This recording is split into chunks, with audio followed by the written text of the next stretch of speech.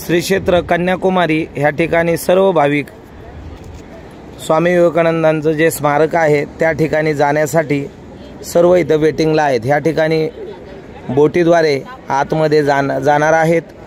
ह्या ठिकाणी महिलांची स्वतंत्र लाईन आहे आणि त्यानंतर ही पुरुषांची लाईन आहे, स्वतंत्र लाईन आहे। हे आमचे अनिल गिरमकर जवळचे मित्र बोरुडे सर, इकडे पहा, सहकार्य करा, इकडे लक्ष द्या, शूटिंग चालू आहे। सज्जना हो,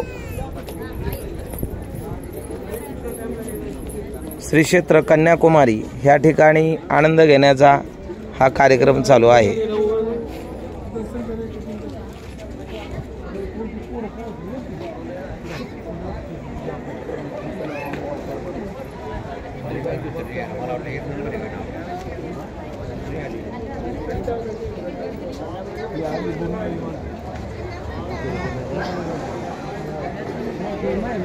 असा हा बोटीचा प्रवास आहे आणि बोटीद्वारे हा प्रवास होणार आहे।